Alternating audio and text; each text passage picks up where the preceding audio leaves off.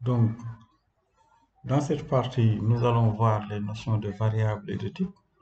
Vous verrez que les approches sont similaires à la déclaration des variables, quasiment, sauf à l'exception de quelques types, de la manière dont les variables et les types sont utilisés en langage C, Java, etc.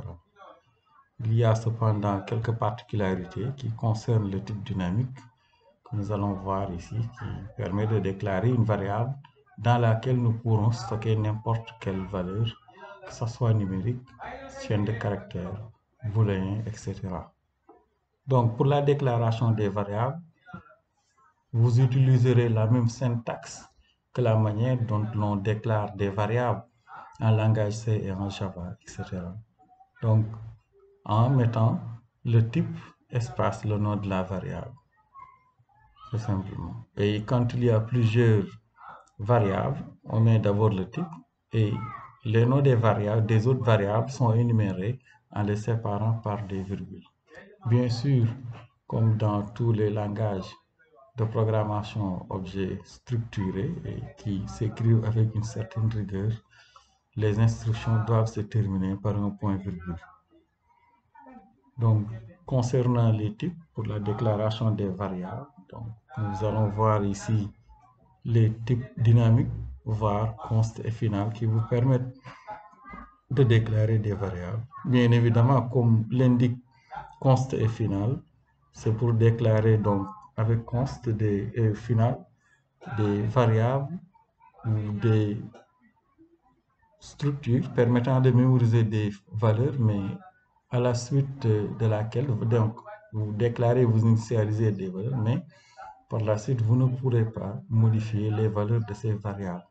C'est le cas ici, par exemple, de la variable v qui reçoit la valeur 123, mais par la suite, lorsque vous essayerez d'y affecter 456 ou bien, ce qui est même absurde, la chaîne de caractères ABC, donc cela ne passe pas. Donc attention à concept final, même règle. Et final aussi va revenir en programmation orientée objet ou quand vous déclarez un attribut comme étant final, donc vous ne pourrez pas modifier sa valeur par la suite. Et nous avons aussi deux autres types que nous verrons. Donc voilà, dynamique, ici var et num. Donc le type dynamique est un type qui est utilisé donc, et qui peut-être ressemble aux notions de variables que vous avez vues en JavaScript peut-être ou en TypeScript, etc., qui vous permet de déclarer une variable dans laquelle vous pourrez mettre plusieurs valeurs de type différentes à la suite. Donc, Dart est un langage qui est facultativement typé. Donc, vous pouvez aussi ne pas spécifier, comme nous le verrons, en paramètres, le type des paramètres d'une fonction. Et dans ce cas, ce sera le type dynamique qui sera utilisé. Donc, si le type d'une variable n'est pas explicitement spécifié, le type de la variable est dynamique. Et le mot-clé dynamique peut également être utilisé comme, voilà, voilà, un type de notation explicite. Par exemple, ici, dans l'exemple, vous avez vu ici que la variable v a été typée comme étant de type dynamique et en premier lieu a reçu la valeur 123, puis 456, puis une chaîne de caractères. Tout cela passe.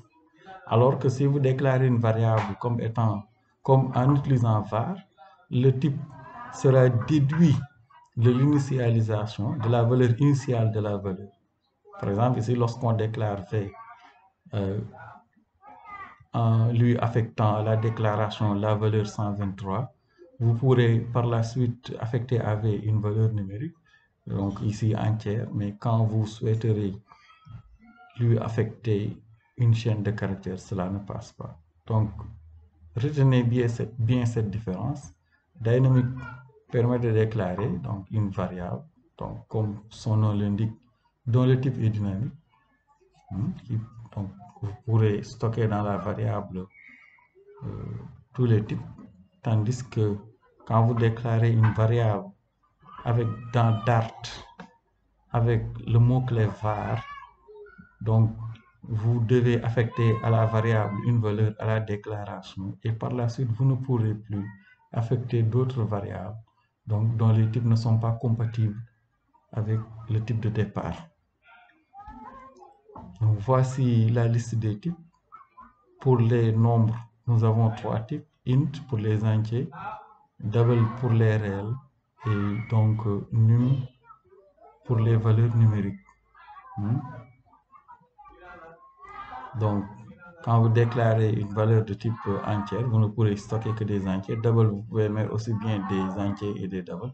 Et num, c'est un type, un type pour des variables qui peuvent aussi bien recevoir des entiers que des réels.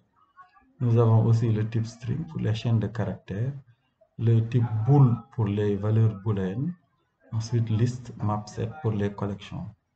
Maintenant, à chaque type correspond un certain nombre de fonctions prédéfinies que vous pourrez retrouver dans la documentation officielle. Donc, voici un exemple avec une fonction main où nous avons déclaré à la ligne numéro 3 une variable val1 qui reçoit 10. Donc, ensuite, vous avez une autre variable val2 non initialisée à la déclaration et une variable booléenne val3. Voilà. Et ensuite, vous avez un exemple ici avec val4 et val5, où val5 et val14 et val15 pardon, sont des variables de type chaîne de caractères, string, et qui reçoivent le texte. Ensuite, pour l'affichage, on utilise donc la fonction print, voilà, qui va permettre d'afficher les valeurs. Et quand une variable n'a pas été initialisée, ou n'a pas reçu de valeur avant son affichage, c'est la valeur nulle qui sera stockée dedans. C'est le cas donc de l'affichage de val2, puisque val2 n'a pas de valeur, il affiche nul ici, comme vous pouvez le voir au niveau de la console. Maintenant, ces variables sont utilisées pour former des expressions, et pour former des expressions, effectuer des opérations, il faut des opérateurs. Et nous avons les mêmes opérateurs, peut-être à l'exception des opérateurs conditionnels, de certaines opérations conditionnelles qu'en Java. Donc, vous avez les raccourcis de l'incrémentation et de la décrémentation, plus et moins avec les mêmes règles, plus les opérateurs binaires, plus moins multiplier, diviser, et modulo, et l'exposant, voilà. Donc, peut-être l'étoile, que vous ne retrouvez pas en Java. Les opérateurs bit à bit comme tilde et commercial, ou voilà, décalage à gauche, décalage à droite. Les opérateurs de comparaison comme la double égalité, de différence point d'exclamation égale, supérieur, inférieur, inférieur égal, supérieur égal. Nous avons également des opérateurs logiques, les mêmes qu'en Java. Ensuite, vous avez les opérateurs conditionnels que nous allons voir dans la suite avec double point d'interrogation, deux points pour l'opérateur qui est utilisé avec le Elvis opérateur, voilà, et double point d'interrogation égal. Donc, pour l'opérateur double point d'interrogation égal, c'est un opérateur qui permet simplement d'affecter une certaine valeur à une variable quand la variable est nulle. Et quand la variable n'est pas nulle, l'affectation ne sera pas effectuée. Par exemple, ici, vous pouvez voir qu'une variable A a été déclarée, et puisque la variable A n'a pas été initialisée, sa valeur est nulle. Et lorsque vous mettez une instruction par la suite qui demande d'affecter à la valeur 3, mais avec le double point d'interrogation avant l'affectation, vous voyez ici, il va regarder. Si A est nul, il va lui affecter la valeur 3. Ce qui veut dire que quand vous mettrez l'instruction print A, il va vous afficher donc 3. Seulement, par la suite, lorsque vous lui demandez aussi d'affecter 5, toujours avec double point d'interrogation après A, il n'affectera pas 5 à A. C'est parce que A n'est pas nul. Et là, il va toujours vous afficher 3. Retenez aussi qu'il existe la notion d'interpolation de chaîne de caractères pour l'affichage d'expressions. où les expressions doivent être insérées entre accolade ouvrante et fermante et $1 devant. Par exemple, dans print ou quelque part, quand vous mettrez l'instruction $3 plus 2, là vous affichez 5.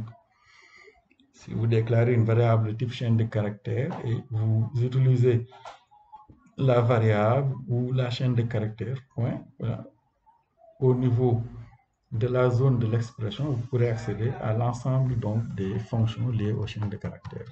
Par exemple, quand on lui demande d'exécuter l'instruction Word.uppercase, là vous affichez Word avec toutes les lettres en majuscule. Maintenant, concernant l'opérateur conditionnel, double point d'interrogation, il peut-être fonctionne de la même manière que le double point d'interrogation égal pour l'affectation conditionnelle. Ici, cela permet de faire en sorte que si jamais expression 1 qui est là est différente de nul, c'est sa valeur qui sera retournée par l'expression. Sinon, c'est expression 2 qui sera retournée, évaluée et retournée. Par exemple, si nous déclarons deux variables qui reçoit initialement la valeur 5 et B7 de type entier, une variable D qui est nulle ici, puisque nous ne lui avons affecté aucune valeur. Lorsque vous faites une affectation conditionnelle dans D de A plus B, il va regarder, étant donné que D est différent de nul, D va recevoir l'expression A plus B qui sera égale à 12. Donc, c'est 12 qui sera affiché. Seulement quand vous mettrez la même chose avec, par exemple, A moins B, A moins B ne sera pas affecté cette fois-ci à D, parce que D est différent de nul. Et c'est 12 qui sera toujours affiché. Voilà pour les notions de variables, voilà, et d'opérateurs et de types. Voilà.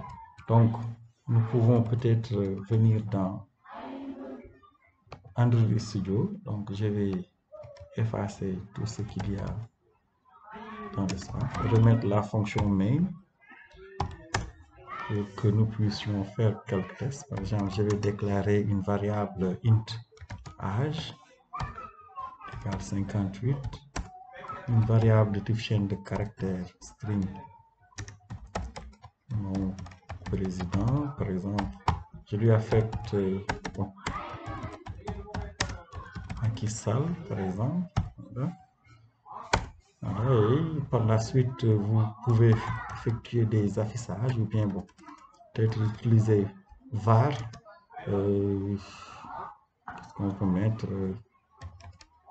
épouse, par exemple. Mariem Faisal, par exemple. Voilà.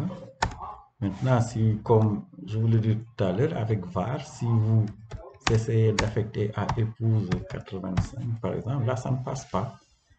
Et si vous regardez l'erreur ici, il vous dit value of type int cannot be assigned to a variable of type string. Donc, avec var, vous ne pouvez pas déclarer une variable, voilà, une variable, lui affecter une valeur. Et là, le type sera donc implicite et vouloir changer le type. Donc ici, cela permet de spécifier en même temps, de manière implicite, que le type de épouse est donc chaîne de caractères. Tandis que, supposons maintenant, par exemple, je réutilise la même chose, mais en utilisant le type dynamique.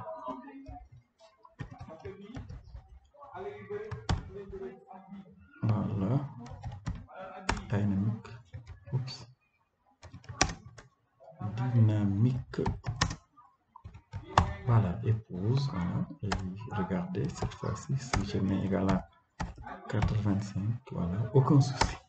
Alors, il accepte. Donc, regardez au niveau de la trace. Donc, ici, voilà, the value, regardez le type ici. Donc, type dynamique. The value of local variable suppose isn't used. Bon, c'est normal, mais regardez ici, voilà, toujours dynamique. Et pas de souci, hein. Et là, on peut utiliser l'affichage print. Par exemple, le président du Sénégal et voilà, expression dollar, accolade ouvrante fermante, par exemple, pour utiliser les expressions. Voilà, et par exemple, je vais mettre nom président. Point, et vous voyez, donc j'accède à l'ensemble des fonctions qui sont liées aux chaînes de caractères. Par exemple, uppercase. Voilà, vous voyez, ça passe. Donc, et par exemple, je vais. Voilà. Et et son épouse. Et bon, donc, soit vous affichez l'épouse sous forme d'expression à l'intérieur des chaînes de caractères ou bien bon, vous faites une concaténation. Par exemple, je vais cacher. Donc, contrôle barre de division pour commenter une ligne. Voilà. Et là, vous pouvez exécuter l'instruction. Voilà, vous voyez, le président du Sénégal est Macky Sall. Regardez bien, Macky Sall est bien tout en majuscule. Et son épouse est Mariam Faye Sall. Donc, pour les notions de variables, pour les notions d'opérateurs aussi. Par exemple, vous pouvez avoir, voilà, par exemple, je déclare une variable double, égale à âge multiplié par 2. Je pense que je me suis trompé ici. Et ne considère pour rectifier pour le type, pour l'opérateur là. J'aurais dû l'enlever qui n'existe pas. C'est un opérateur qui me vient d'une réutilisation de TypeScript qui n'existe pas ici. Donc, par exemple, pour le double de l'âge, vous voyez que vous pouvez aussi afficher. Voilà, donc, voilà pour cet exemple. Bon, pour les opérateurs, pour les valeurs, l'opérateur double point d'interrogation, je déclare par exemple test. Voilà, une variable test de type entier. Si je lui demande d'affecter à test, voilà, test égal, voilà, 10, pas de problème. Par exemple, je lui demande d'afficher test.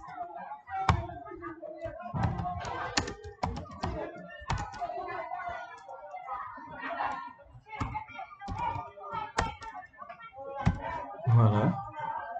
Bon, là c'est tout à fait normal. Regardez ce qu'il vous dit. Et donc, the argument type int cannot be assigned to a string. Vous pouvez voilà, utiliser tout string pour l'afficher, ou bien vous les affichez test sous forme d'expression simplement. Voilà, $test. Comme cela, vous n'avez pas à utiliser tout string. Voilà. Et par la suite, essayons de changer la valeur de test pour voir. Là, je mets test 1, la test 2. Par exemple, en lui mettant 50 pour voir. Donc, étant donné que nous avons changé ici et effectué des changements dans le code avec des variables, comme nous l'avons vu avec le hot reload, cela ne s'applique pas. Il faut réexécuter le code. Vous voyez, test reste égal à 10 et test 2 reste à 10. Voilà, donc retenez cela. Voilà. Donc, voilà, pour l'expression aussi, c'est la même chose. Par exemple, au départ, supposons que l'on ait une variable, ou bien on peut réutiliser la variable âge, voilà, qui est égale à test, double point d'interrogation, par exemple, disons 58 fois 75. Là, cela veut dire que Dart va regarder si test est différent de nul dans âge sera stocké donc la valeur contenue dans test. Et si test est nul, c'est la valeur 58 fois 75 qui sera donc utilisée. Commentons cette ligne et nous allons voir qu'en principe, voilà, dans test 1 sera affichée la valeur 58 fois 75. Regardez ici.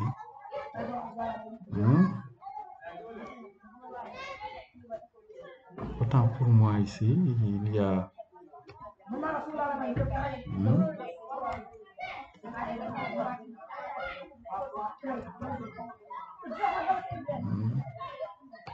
Oui, c'est bien ça. Bon, oui, effectivement, ici, c'est âge qu'il faut afficher au lieu de bon, test est nul. C'est pourquoi il affiche ici test 1 égale à nul. Il faut lui demander d'afficher l'âge.